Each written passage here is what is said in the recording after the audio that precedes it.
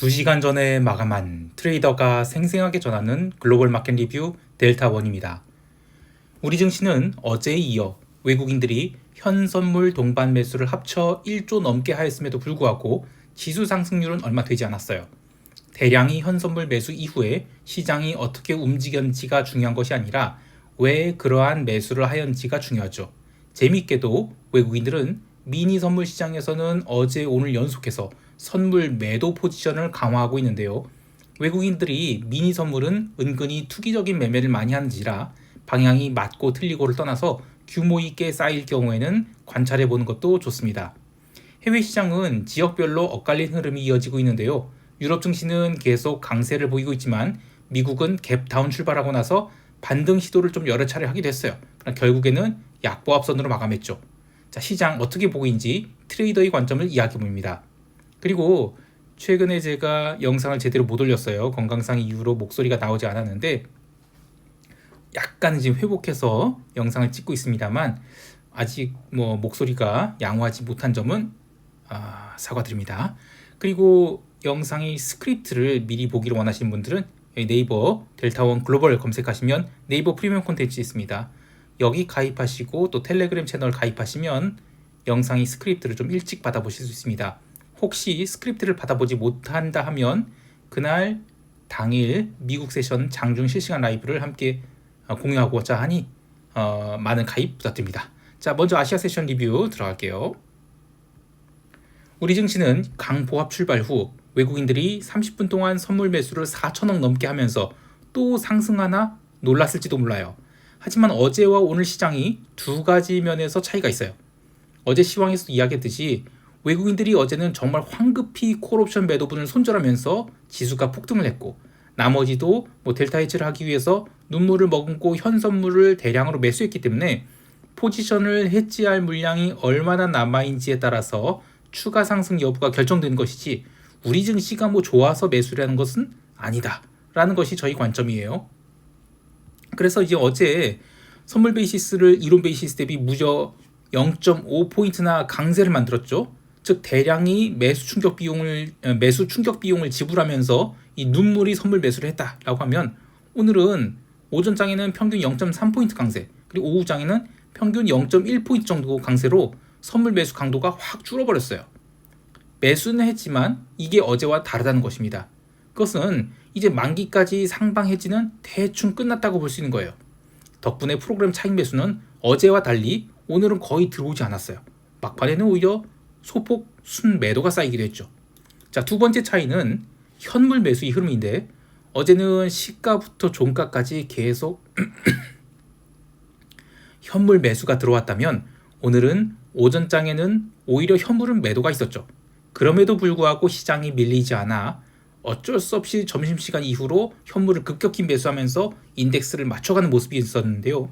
이것 또한 시장을 계속 간다라고 보는 게 아니라 시장이 안 빠지니까 인덱스 바스켓 내에 비중을 제대로 못 채운 종목들을 잽싸게 담아서 이길 만기를 대비한 정도 이렇게 볼 수 있어요. 실제로 오늘 외국인들은 삼성전자를 1200억 원밖에 매수하지 않았죠. 또 그리고 그동안 못 담았던 KB금융, 신한지주, 의리금융지주, 현대차 이른바 이 저PBR 주식 위주로 담았어요. 따라서 외국인들이 어제 오늘 선물 매수를 한 것으로 이번 만기 추가 상승 리스크를 모두 해지했다. 요 정도만 볼 수 있는 것이지 이거 시장을 정말 강세로 보고 롱 지른 거 아니다라고 보고 있습니다. 자, 그렇다면 만기 당일 오후장 혹은 그 다음날은 이틀 연속 대량으로 쌓인 선물 포지션이 언제든지 뒤집혀서 청산될 수 있다. 이 점도 생각해야 되겠어요. 시장을 좀 더 살펴보면 여전히 선물 미결제 약정은 25만 5천 계약 수준에 불과해요. 바닥에서 미결제 약정 증가한 것이 고작 15,000 계약밖에 되지 않고 그마저도 대부분 선물 370선 이상에서 포지션을 잡은지라 이번 만기 이후에도 지수를 안드로메다로 보낼 생각이 아니라면 조만간 선물 해지 포지션 정리한 것이 리스크 관리에 도움이 될 것 같은데 재미있는 것은 지금 우리 증시만 이렇게 급격히 오른 게 아니라 글로벌 증시가 대부분 이렇게 빨리 올라와 있죠. 이따 더 설명하겠지만 유럽 증시는 5월 이후로 하루도 빠지지 않고 5거래일 연속해서 오르면서 연중 최고가에 지금 1%밖에 안 남겨놨어요. 핵심은 글로벌 증시가 지금 5월에 아주 빠른 반등을 하는 데 성공을 했고 그 기폭제가 미국이 5월 FOMC 이벤트를 시장이 긍정적으로 소화하면서 4월에 쌓였던 쇼포들이 급격히 철수한 것인데, 자, 그런데 과연 그 사이에 시장이 상승을 제대로 따라간 주체들이 있을까?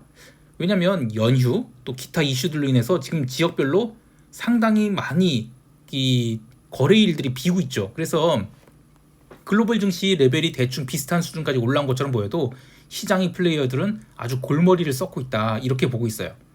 니케이 같은 경우에는 FOMC 이벤트 이후 상승한 것을 절반 이상 반납한 상태이고, 또 영국 증시 같은 경우에는 글로벌 증시가 어떻게 움직이든 말든 올타임 하이를 갱신해 가고 있죠. 그래서 플레이어들이 좀 머리가 아플 것 같습니다. 자, 이제 옵션 시장 볼게요. 오늘도 콜클래스의 옵션은 당첨권들 위주로 이제 꾸준히 환매가 들어왔는데, 풋클래스 같은 경우에는 내일이 전혀 없는 것처럼 정신없이 품매도가 쌓였어요. 방금 마감한 야간 선물 시장에서 양옵션 프리미엄을 지나치게 쪼여버려서 대체 무슨 자신감으로 이렇게 변동성 매도를 주었을까 싶지만, 해외 시장도 아주 엽기적인 변동성 매도가 있었죠. 그래서 조금은 이해가 갑니다. 자, 근데 우리 시장은 제 기준에서는 뭐 선진 시장 아니죠. 이머징 시장 그것은 또 아니고, 그냥 저는 주인 없는 이 프레즐 마켓이라고 봐요. 무슨 얘기냐면 시장이 지나치게 조용하잖아요. 그러면 꼭 누가 와서 뚝배기를 깨놓곤 합니다. 지금 야간 옵션 기준으로 마감 기준으로 등가 양압이 2포인트 이내에서 출발하게 됐는데, 만기일인데 2포인트면 그래도 옵션 매도해서 발라먹을 게 있지 않냐라고 하실 수 있지만, 지금이 무슨 10년 전 코스피 200 지수가 250포인트 하던 시절도 아니고 375포인트입니다. 자, 그러면 내일 하루 종일 고저폭이 0.6% 이내에서 놀 것을 목요일 시가에 반영하겠다라는 것인데, 우리 시장이 그렇게 얌전한 고양일까요? 물론 개장과 함께 5분 만에 뭐 개인들이 콜이니 푸시니 외가 닥치고 매수, 이러면 에이 오후에나 뭘 해보겠다 생각이 들 수 있지만, 여하튼 시장은 그냥 곱게 코스피 200 지수를 375 양광 그렇게 마감시킬 수 있을 것 같지 않습니다. 여하튼 참 여러모로 기묘한 만기를 맞이하게 되는데요. 뭐 자세한 대응 전략은 영상 후반에 하기로 하고 바로 유럽 세션으로 넘어갈게요. 유럽 증시는 오늘도 상승했습니다. 영국 증시는 역사적 신고가 갱신을 이어가고 있는데요. 오전장에 강세를 보였던 증시가 오후장이 되면서 조정을 받은 듯했지만, 미국 세션 시작 후 미국 증시가 빠르게 낙폭을 회복하자 그대로 종가 고가로 반등해서 5거래일 연속 상승으로 마감했어요. 유럽 증시 최근 초강세는 시진핑이 유럽 순방에 따라서 유럽이 럭셔리 주식이 급반등을 한 것이 원인이라고 하는데, 근데 유럽 자동차 주식은 지금 떡폭락을 했거든요. 여하튼 지수 전체를 놓고 보면 연속된 상승으로 인해서 지금 콜 매도자들이 한계 도달하게 됐어요. 목요일에 영란은행 금리 인하 안 한다든지, 혹은 한다 하더라도 증시에 차익 실현 매도가 나온다, 그러면 시장은 쉬어갈 수 있겠지만, 그런 건 없이 또 상승 이어간다, 그러면 내일부터는 콜 감마가 터지면서 감마 스퀴즈에 의한 폭등이 나올 수 있어요. 자, 그렇고 통화시장 같은 경우에는 엔화가 사흘 연속 조정을 받으면서 155엔 중반까지 흘러내렸습니다. 엔화를 제외하고는 뭐 나머지는 장중에 별다른 움직임이 없었고요. 오늘 스웨덴이 릭스방크가 25bp 금리 인하 3.75%를 했죠. 자, 그런데 목요일에 영란은행도 금리 인하 대회를 동참한다. 그러면 그때 파운드와 움직임이 나머지 비달러 바스켓이 향방에 영향을 미칠 것 같은데, 그때까지는 그냥 통화시장은 관망 심리가 더 강할 것 같습니다. 채권 시장도 마찬가지인데요. 지난 FOMC 이후로 단기 국채가 지금 바닥을 찍고 급반등을 했죠. 근데 지난주 금요일이 논팜에서 마지막 피크 찍고 나서는 이번 주 내내 단기물은 제자리예요. 덕분에 채권 변동성 지수인 무브 인덱스는 95.58포인트까지 하락했는데, 이는 지난 3월 마지막 날의 86포인트대에 비하면 조금 더 가라앉을 폭이 있지만, 4월 중순 4월 15일에 121.15포인트 기록했거든요. 거기서는 뭐 그냥 순식간에 20% 넘게 박살난 거죠. 채권 시장도 마찬가지인데, 영란은행이 금리 결정 이후에 추가 상승 여부를 결정하겠지만, 기본적으로는 채권 시장은 상승도 하락도 아닌 채권 변동성 하락만 이어지는 지루한 박스장이 될 것 같아요. 상품 시장에서는 아시아 세션에서의 중화권 증시 조정과 함께 구리가 이틀 연속 조정을 받으며 1% 넘게 밀렸는데, 그래도 뭐 자연스러운 기간 조정 움직임이지 뭐 시장이 망가졌다 이렇게 볼 수는 없는 흐름 같았습니다. 그보다 기름이 좀 드라마틱한 움직임을 보였죠. 아시아 세션에서 계속 눌리던 기름은 유럽 세션 초반에 유럽 증시 상승과 함께 눌림이 나왔는데, 이때 이란이 그 석유 장관이 올해 산유량을 30에서 40만 bpd 늘리겠다 이런 뉴스가 나오면서 76.9달러도 일시적으로 깼어요. 근데 이후에 점진적으로 반등하더니 미국 세션 들어서는 저가 매수가 강하게 유입돼서 보합권까지 갔죠. 그리고 이제 원유 재고 발표 후에 상승폭을 더 키웠고 5월 첫째 날 밀어붙인 79달러 선까지 올라와 버렸습니다.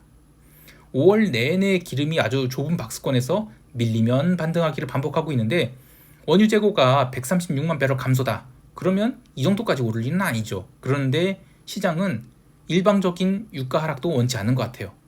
참고로 이스라엘이 결국 라파 지역에 지상군 투입을 해버렸죠. 근데 기름 시장은 더 이상 반응하지 않고 있어요. 그래서 중동이 지정학적 리스크로 유가 움직인 것, 이건 약발을 당한 것 같아요. 자, 이제 미국 세션 넘어갈게요. 미국 지수 선물은 유럽 증시가 오전장에 꽤나 강세를 보였음에도 불구하고 영 힘을 못 썼는데요.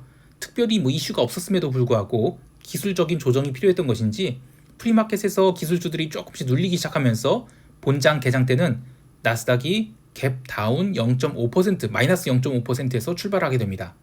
나스닥 말고 러셀도 마이너스 0.8% 가까이 하락을 하는 등 아무런 이유 없이 시장은 갭 다운 출발을 하게 돼요. 일설로는 전일 스탠리 드러켄밀러가 엔비디아를 팔았다라는 뉴스가 나오면서 이 AI 거품이 좀 꺼져야 된다. 이래서 나스닥이 약세를 보였다고 하는데 무엇이 됐든 별것 같지도 않은 재료로 기술적 눌림이 발생했을 때 시장이 어떻게 반응한지를 보는 것이 굉장히 중요합니다. 근데 변동성 지수가 14포인트일 때 0.5% 갭다운 나왔다는 것, 이거는 그게 무슨 재료가 됐든 사실상 시가에 대부분 반영했다라고 봐야 돼요. 결국 개장과 함께 강력한 제로 데이트 익스파이어 콜옵션 매수가 쫙 들어오고 또 선물도 롱 포지션 쫙 들어오면서 1시간도 안 돼서 갭을 다 채워버렸어요. 나스닥 선물은 조금 더 오버해서 전일 기록한 고점 근처까지 달리게 됩니다. 하지만 그렇게 1시간 반을 달리고 나서는 아주 징그러운 옵션 죽이기가 시작됐어요. 일단 유럽 세션 마감할 때까지 조심스럽게 누르고 또 오전장 마감할 때까지 또 누르면서 제로 데이트 익스파이어 콜옵션 매수자들을 박살내 놓게 됩니다. 그나마 골드만삭스 등 금융주가 강세를 보이면서 전체 지수를 붙들어 뒀기 때문에 시장이 빠지진 않았는데 나스닥 기술주의 갭 다운에 초반 롱으로 대응한 투자자들은 선물 같은 경우는 그나마 낫지만 그 제로 데이트 익스파이어 콜옵션 매수자들은 그냥 초반 상승이 입절 안 했으면 다 휴지가 돼버린 아주 징그러운 횡보장으로 마감하게 됐어요.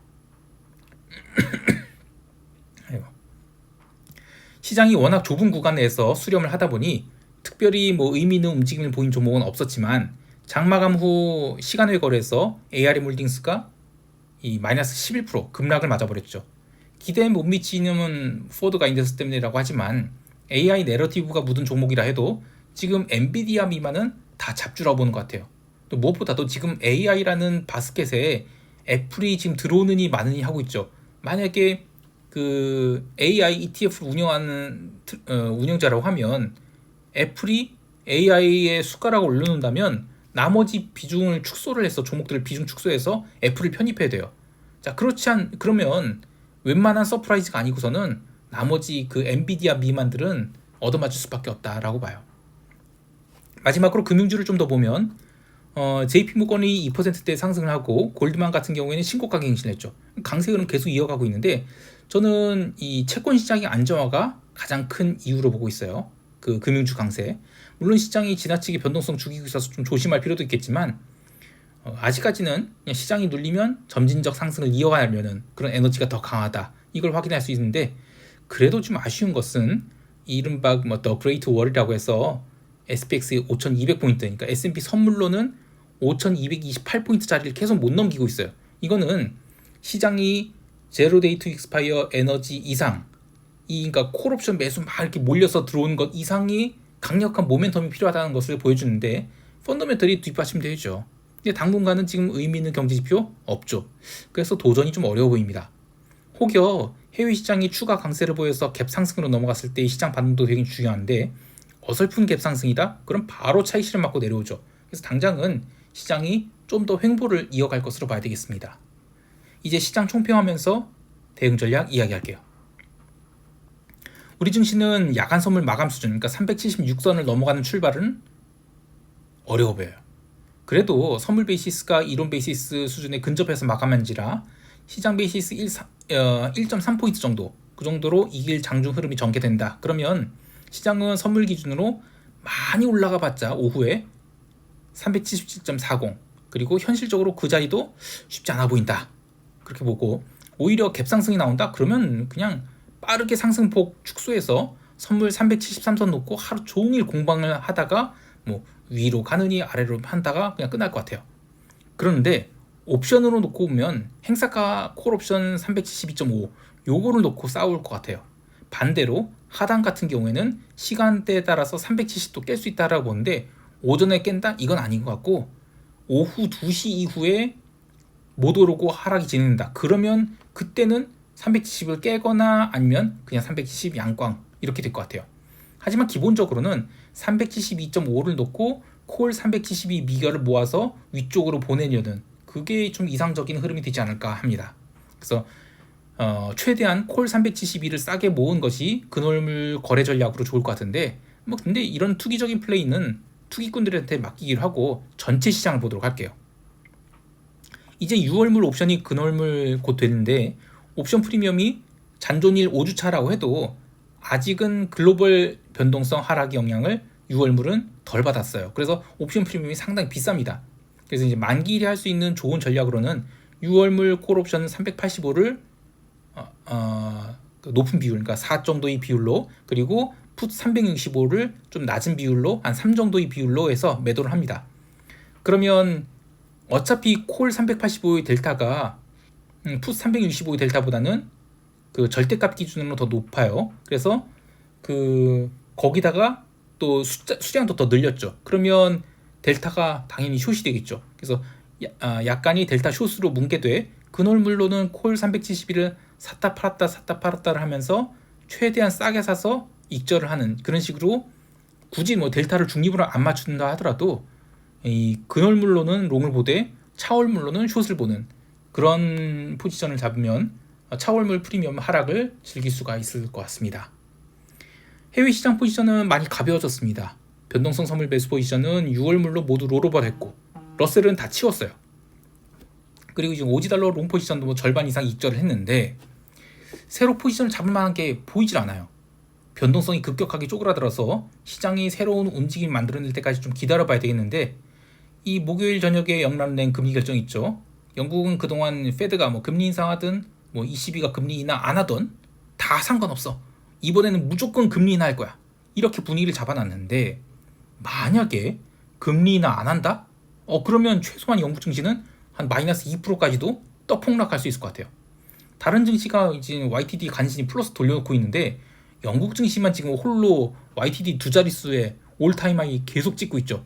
이게 다 금리 인하 떡밥인데 금리 인하 한다고 해도 차익 실현 맞을 판인지라 시장이 어떻게 반응할지가 굉장히 궁금해요. 근데 뭐 저는 파운드와는 잘 거래를 하지 않아서 그냥 관망할 거고 파운드화 움직임에 나머지 비달러 바스켓이 어떻게 움직이는가가 이후의 시장 관전 포인트가 될 것 같습니다.